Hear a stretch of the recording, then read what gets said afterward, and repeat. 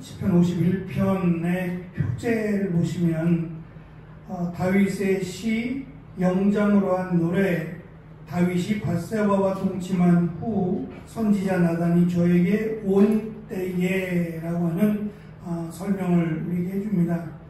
우리가 잘 아는 것처럼 사무엘하 11장에 보면 다윗이 왕이 되고 나서 주변에 그 이스라엘 지파들과의 전쟁을 하게 됩니다. 또 주변 국가들과의 전쟁을 하게 될 때에 다윗이 전장에 나아가지 않습니다.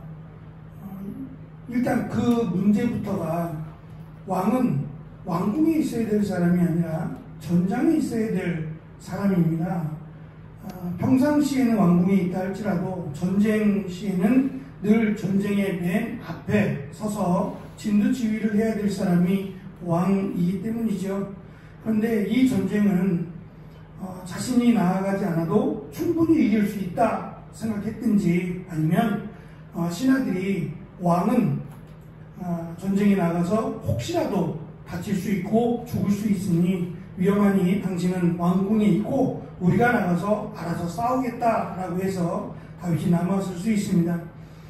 그랬다면 다윗은 왕궁에 남아서 지금 목숨을 걸고 전쟁을 치르고 있는 수하들을 위해서 기도했어야 합니다.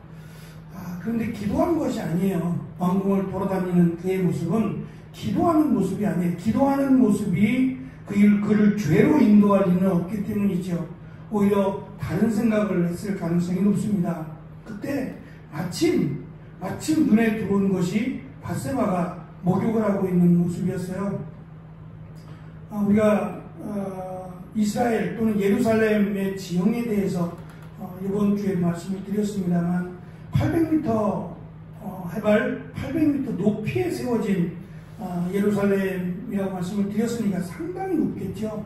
그 높은 곳에 위치한 왕궁이 이제 그 왕궁을 중심으로 밑으로 신하들의 집들이 형성이 되어 있고, 가까운 곳에, 그 왕궁과 가까운 곳에 위치한 집들은 왕이 더 신뢰할 만한 수하들을 가까이 두었을 것이고, 또 신분이 높은 사람들이 가까이 있을 거예요. 왕궁과 가까이 있다는 얘기는 신분이 높다라고 하는 것인데, 보였다라는 얘기는 멀지 않았다라는 얘기고, 그렇다면 우리아는 다윗이 신뢰할 만한 사람이고, 또 그의 신분도 그렇게 낮은 그냥 병에 해당되는 사람은 아니었을 것이고요.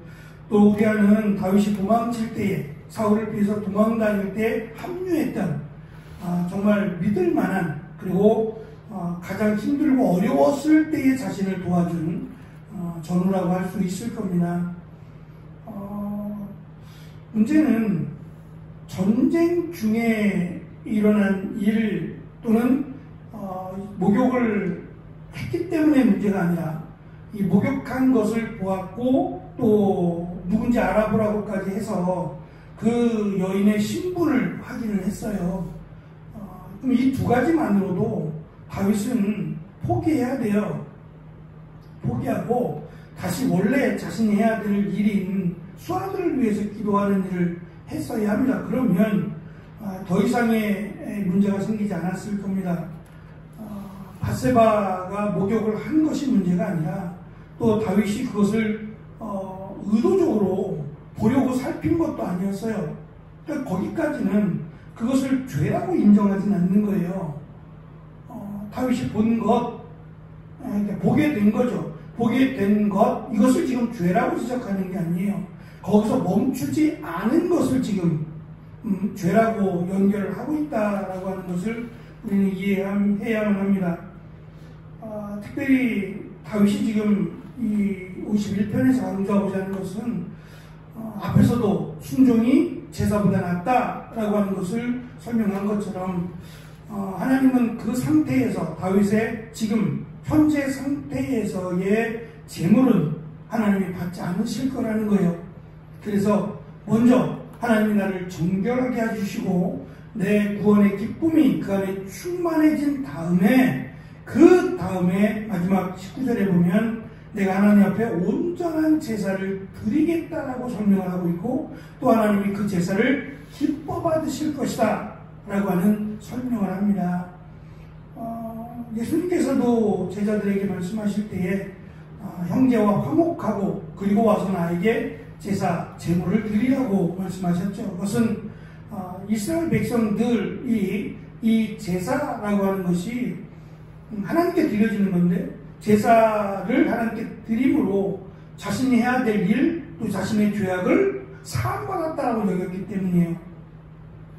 다윗은 분명하게 제사를 하나님이 받지 않으실 거다라고 하는 것을 지금 설명을 합니다. 그래서 먼저 자신의 죄를 자복하고 통회하는 것, 그리고 나서 하나님이 그 회개하는, 통회하는 기도를 들으시고 용서하신 뒤에야 자신의 제사를 드려야 할 것이고, 하나님이 그 제사를 받으신다라고 하는 것을 강조합니다. 죄라고 하는 특징이 말씀을 드렸던 것처럼 하나님보다 앞서가는 것, 그리고 하나님의 말씀에 불순종하는 것이 죄입니다. 그런데 이 죄는 하나님 앞에 범죄하는 게 분명한데 또 다른 사람에게 피해를 줘요. 한번 생각해 보시면 죄는 다른 사람에게 반드시 피해를 줍니다. 그러니까 하나님에게만이 아니라 사람에게도 반드시 피해를 주게 되어 있어요. 바세바뿐만 아니라 그녀의 남편 우리아도 다윗이 저지른 죄의 희생양이 되어 죽습니다. 그런데 4절에 보면 다윗은 자기는 주님께만 범죄하였다라고 하는 이상한 설명을 해요. 내가 주께만 범죄하여라고 하는 말을 한단 말이죠. 바세바에게는, 또 우리아에게는, 또 그의 가족들에게는 범죄하지 않았다는 얘기일까요? 그게 아니라 지금 다윗이 말하고자 하는 것은 가장 큰 죄가, 가장 큰 범죄가 바세바나 또는 그의 가족들이나 그들에게 지은 죄보다 하나님 앞에 지은 죄가 훨씬 더 크기 때문이에요. 그러니까 사람에게 피해를 준 것에 대해서 자신이 거기에 대한 대가를 받으면 돼요. 피해를 받으면 그때 당시에는 눈은 눈으로, 이는 이로라고 하는 설명으로 피해 보상을 하면 된단 말이죠. 그러니까 우리아를 다윗이 죽였으니까 그것에 대한 다윗이 죽으면 돼요.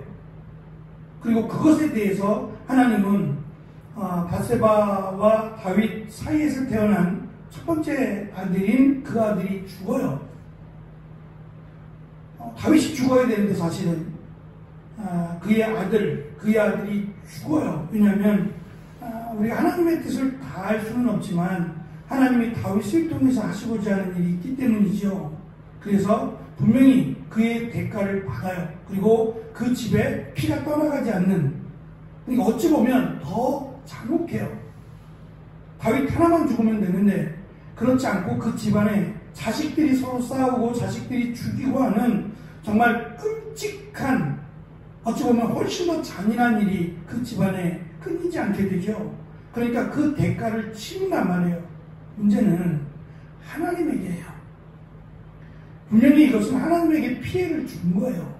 하나님의 말씀을 거역하고 하나님이 자신을 왕으로 세웠는데, 목동인 자신을 하나님께서 왕으로 세웠는데 그것을 배신하고 오히려 하나님을 모독한 일을 했단 말이죠.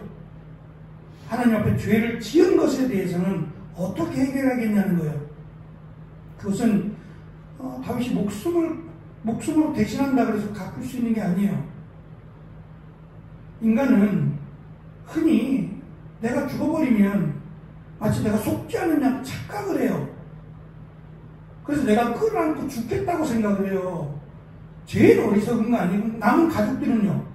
남은 가족들이 그걸 다 책임져야 되는데 이거는 무책임한 일이에요. 죽는 게 아니라 자신이 살아있는 동안에 책임을 다해서 해결해야 될 문제거든요. 대통령이나 되는 사람이 그걸 끌어안고 자살을 한다? 이거는 대통령 될 자격이 없어요. 자기도 자기를 감당이 안 되는 사람이 어떻게 국민을 감당하겠다고 대통령이 나오냔 말이에요. 이게 사실이면 정말 해서는 안 되는 사람이에요. 죽으면 끝나는 게 아닙니다. 죽어서 해결될 일은 없어요. 그 책임을, 그것을 갚아야, 하나님 앞에 지은 죄를 갚아야 되는데, 이게 더 큰 죄라고 지금 다윗은 고백하는 겁니다. 그래서 하나님이 어떻게 자신에게 대할지라도 자신은 하나님이 의로우시다라고 할 것이며, 어떻게 심판하시든 하나님은 순전하시다라고 고백하겠다라고 고백을 하고 있습니다. 다윗은 51편에서 자신의 죄의 정당함을 말하고자 하지 않습니다. 죄가 나쁘다는 것을 알면서도 죄의 굴레에 빠져나오지 못한 자신에게 큰 실망을 느꼈다라고 하며 애통을 합니다. 말씀드린 것처럼 전쟁 중이에요. 죄는 전쟁 중이라고 하는 상황 속에서도 일어나고, 또 자신의 수하인 우리아의 아내라고 하는 명확하게 선을 넘어서는 안 되는 상황이 되어서도 죄는 시작된다는데 문제가 있어요. 그러면 이 죄를 어떻게 감당하냐고요.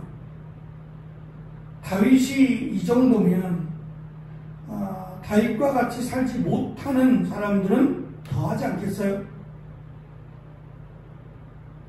그러니까 어떠한 핑계를 대도 죄는 그 틈을 비집고 들어온다는 거예요. 그러니 내가 죄를 짓지 않도록 또 우리가 경건하게 살도록 노력하는 것 매우 중요하지만 지금 다윗의 고백을 통해서 보면 이렇게 해서는 자신이 죄를 이겨낼 방법이 없다라는 걸 안 거예요.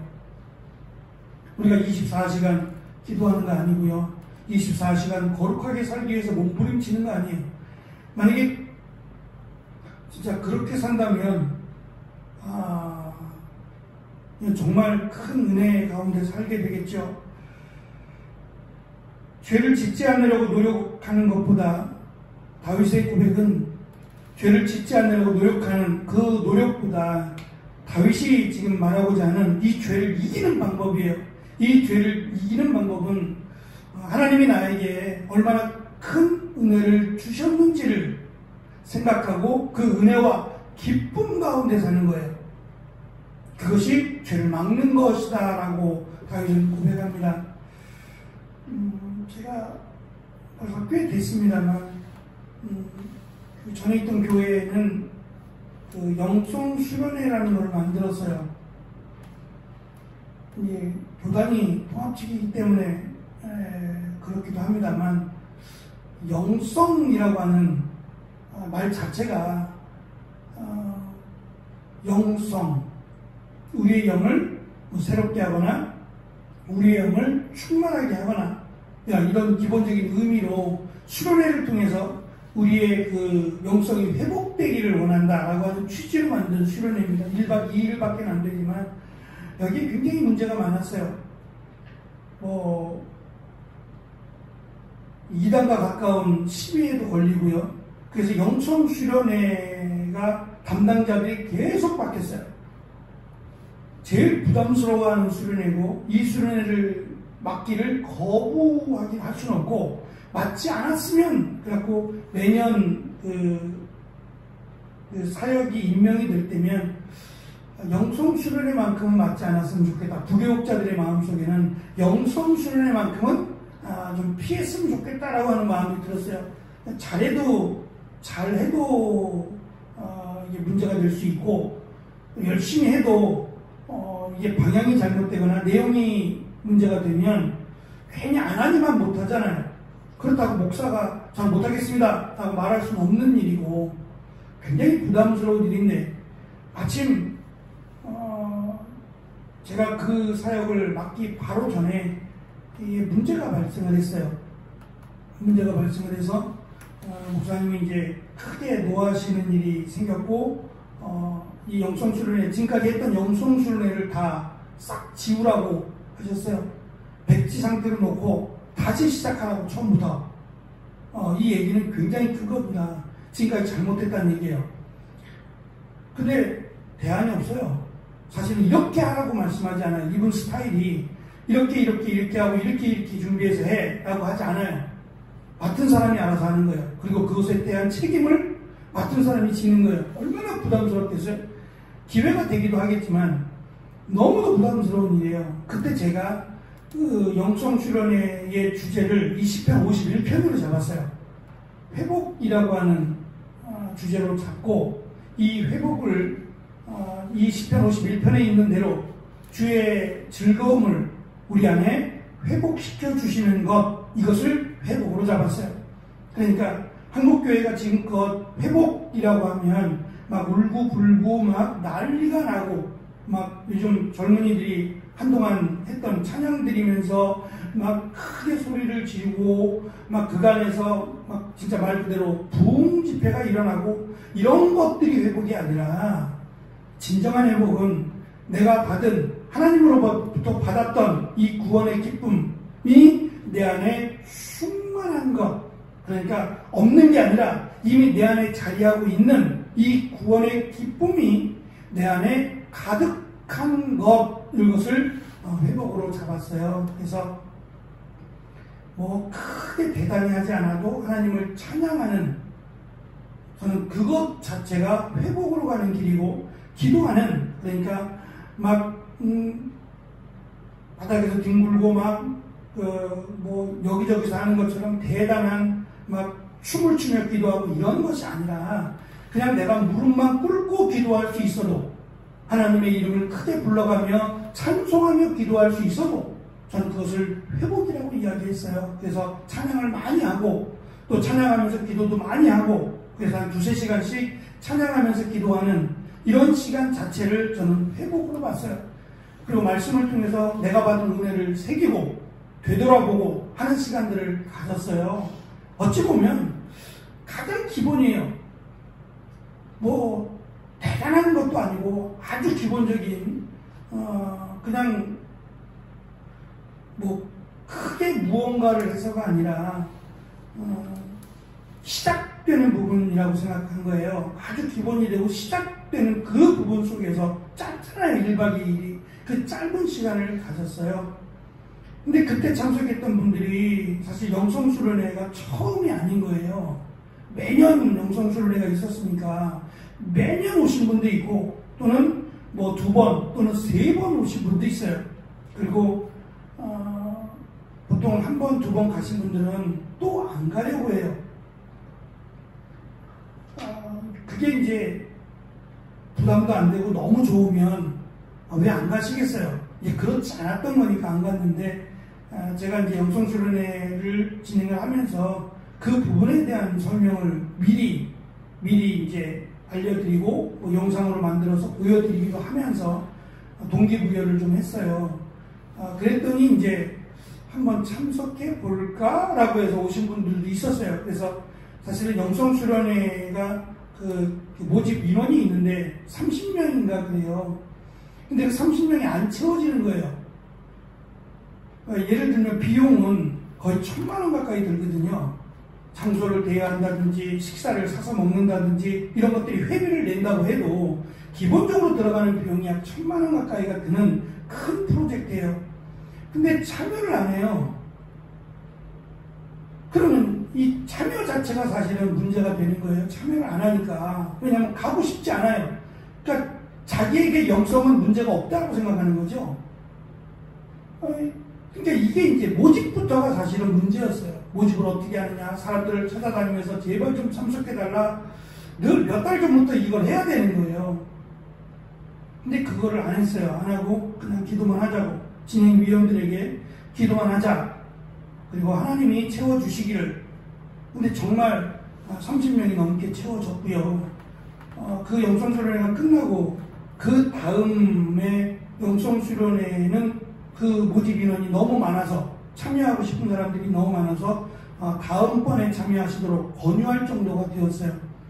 그러니까 그거 하나만으로도 사실은, 왜냐하면 제가 기도하면서 함께 준비했던 이 프로젝트라 또는 프로그램이 특별한 게 없어요.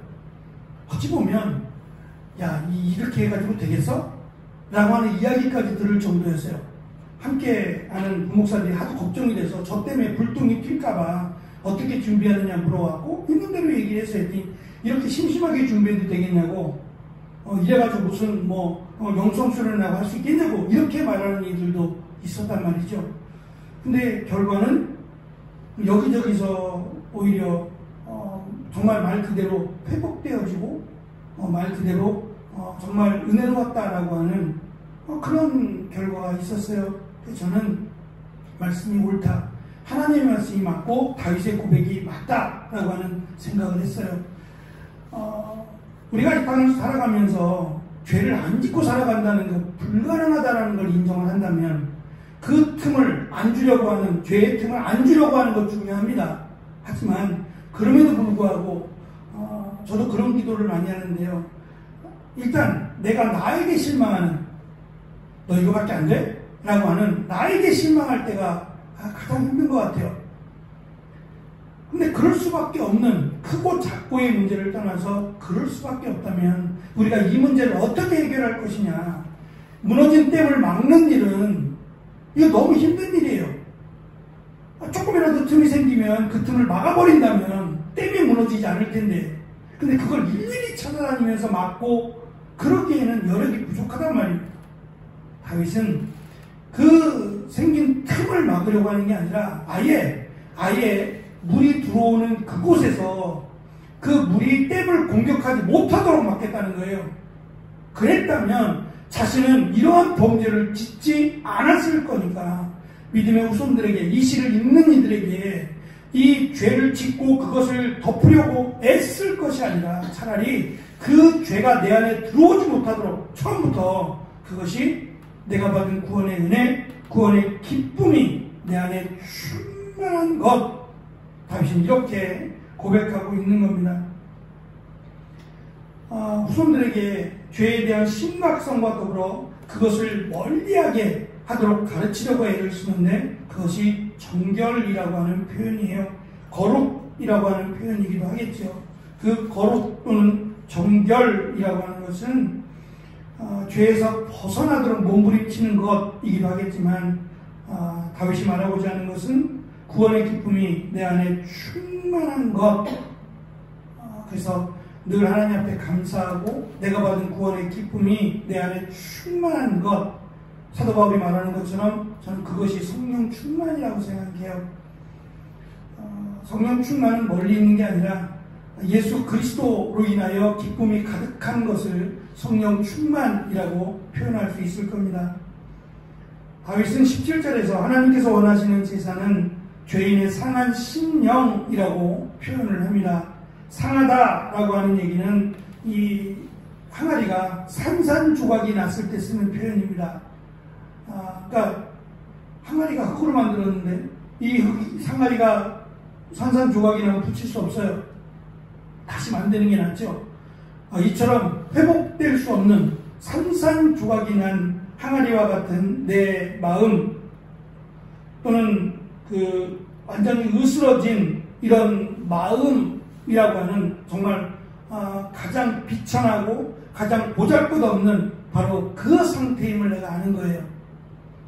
나같이 부족하고 나같이 쓸모없고 이렇게 형편없는 나를 하나님이 왕으로, 하나님이 우리를 자녀로 삼으셨음을 기뻐하며 감사하는 것, 그리고 그것이 있을 때 하나님은 나의 제사를 기쁨으로 온전하게 받아주신다. 비록 산비둘기가 될지라도 나의 가장 부족한 것을, 연약하다 보일 만한 것들도 하나님 기쁨으로 온전한 제사로 받아주신다라고 하는 귀한 믿음의 고백을 우리에게 하고 있습니다. 그래서 시편 51편은 단순히 통회하는 기도가 아니라 그 안에 정말 우리가 어떻게 하면 회복할 수 있는지에 대한 아주 귀한 열쇠를 우리에게 제공하고 있다라고도 생각할 수 있습니다. 이 다윗의 시처럼 늘 회복되어지고 늘 구원받은 은혜가 충만한 우리가 되기를 축원합니다. 기도하겠습니다.